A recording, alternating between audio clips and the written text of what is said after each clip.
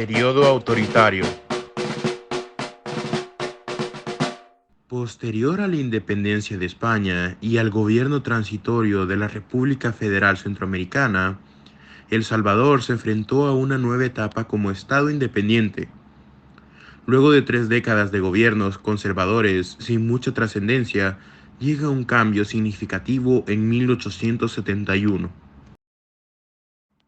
La República Liberal. Los liberales lograron llegar al poder y se desarrolló la denominada Reforma Liberal, la cual afectó a todos los sectores. Se le atribuye principalmente la implementación o la fomentación del cultivo de café y la creación de instituciones bancarias. Entre los años 1885 y 1903 se desarrolla la etapa denominada los gobiernos de los generales, la cual afirma y confirma también que los liberales de este tiempo en el aspecto económico realmente actuaban como conservadores. Luego va la dinastía de los Menéndez, que entre estas familias se van pasando los periodos presidenciales hasta que llega el periodo de Pío Romero, el cual sí fue elegido como tal por la familia Meléndez Quiñones, pero su periodo termina debido a las presiones de los conservadores, los cuales veían amenazados sus intereses.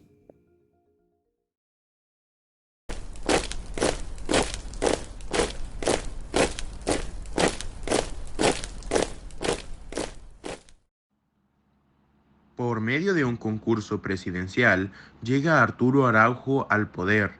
Desde un inicio se evidencia una incapacidad para gestionar las presiones de las oligarquías y tan solo 9 meses después sufre un golpe de Estado orquestado por el director militar.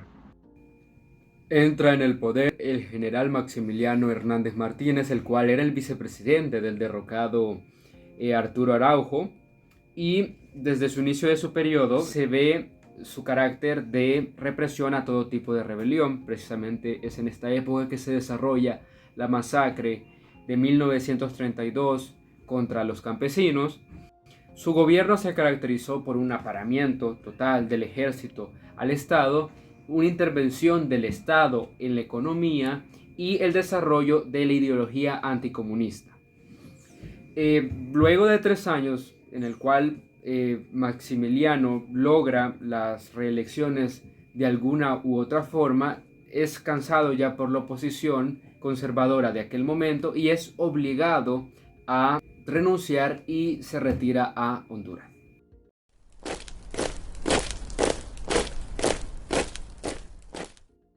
La dictadura militar institucional, el PRUD y el PCN. La caída de Hernández Martínez abrió una nueva etapa dentro del periodo autoritario. Esta vez será la institución armada la que tomará el control del Ejecutivo, que para perpetuarse en el tiempo combinará golpes de estados y elecciones fraudulentas, no competitivas o semicompetitivas. Como parte de la liberación de 1944 a 1948, hubo un surgimiento de partidos políticos, algunos de los cuales eran dirigidos por militares de alto rango. Dos de estos sobresalen como el Partido Revolucionario de Unificación Democrática (PRUD) y el Partido de Conciliación Nacional (PCN). El coronel Osorio, inspirado en el modelo de Partido Revolucionario Institucional (PRI) de México, fundó el PRUD junto al Dr. Galindo Pol.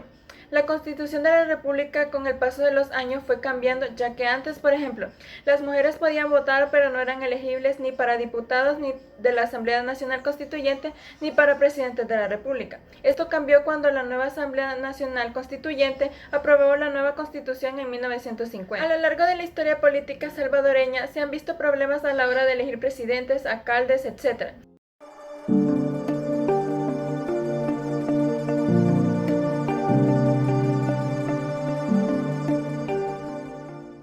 Cambio de régimen o transición política. El 15 de octubre de 1979, un grupo de militares jóvenes lideraron el último golpe de Estado durante el siglo XX. Dicho golpe puede ser utilizado como un evento que marca un antes y un después, puesto que inició la transición política de un régimen autoritario.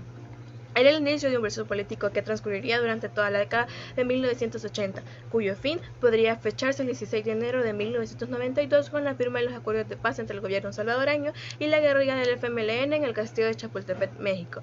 Los militares golpistas dieron a conocer la proclama de la Fuerza Armada de El Salvador, FAES, en 1979, en la que hacían caracterización del gobierno derrocado del general Romero, que habían afirmado que habían violado los derechos humanos del conglomerado, habían fomentado y tolerado la corrupción en la administración como pública y privada, habían creado un verdadero desastre económico y social, la desprestigiación profundamente del país y a la noble institución armada.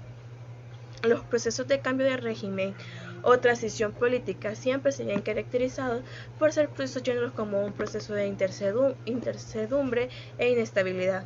Si bien se sabe cuál es el punto de partida, el régimen autoritario anterior, no está claro el punto de llegada. En ese sentido, hablar de transición democrática se expresa más bien el deseo de que el punto de llegada sea un régimen democrático, aunque no esté el régimen que realmente se instaura. Y por supuesto, expresa todo menos la calidad a la que se refiere el adjetivo, es decir, que las transiciones se lleven democráticamente. La Constitución de 1950 representaba la institucionalidad definitiva de una modalidad política nueva, caracterizada por una mayor intervención estatal en la vida económica y política. Por otra parte, durante esta década se crean una serie de entidades públicas. El crecimiento y diversificación del aparato estatal junto con el impulso a la industrialización tendrían su efecto primero en el aparecimiento y o crecimiento de nuevos sectores sociales, el PRUD como partido de gobierno y el PAR en la oposición. Un bloque opositor que el 17 de febrero de 1956 constituye el Frente Unido contra la Oposición y unos días después, el 22 de febrero exactamente, se transforma en el Frente Unido de la Victoria, integrado por el Partido de Acción Nacional.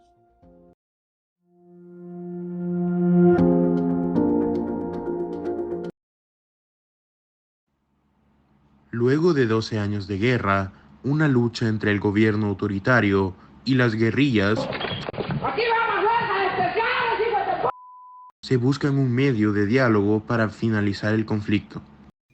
Debemos de ser conscientes que los acuerdos de paz fueron impulsados primero por la comunidad internacional, principalmente luego de la masacre de los jesuitas, por los guerrilleros, que después de la caída del bloque socialista en Europa ven amenazados sus intereses, y por parte del gobierno, ya que son conscientes del descontento que tienen sus aliados como Estados Unidos por las acusaciones de crímenes de guerra. Es decir, estas negociaciones fueron dirigidas por presión internacional. Esto responde la pregunta de por qué el FMLN aceptó estas negociaciones, a pesar que evidentemente en ella se incluían aspectos como el económico, es decir, el capitalismo, que en teoría aborrecía.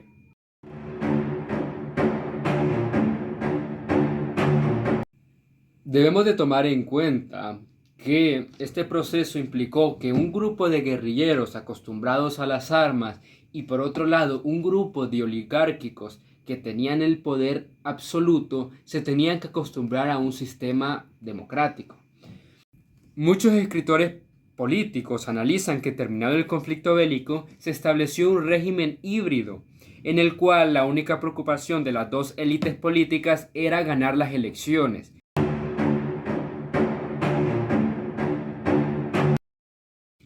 Terminó el bipartidismo en el país, llega a ganar las presidenciales un candidato que presenta propuestas distintas y que recibe un apoyo sin precedentes. Este fenómeno se da por el descontento que tenía la población con la clase política. El gobierno actual recibe una aprobación popular, pero ciertos sectores, junto a la oposición, denuncian acciones autoritarias.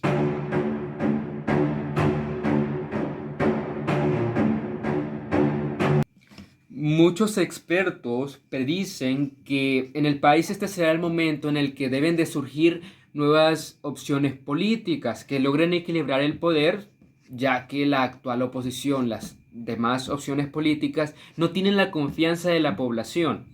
Solo el tiempo juzgará las decisiones que se estén tomando en este momento.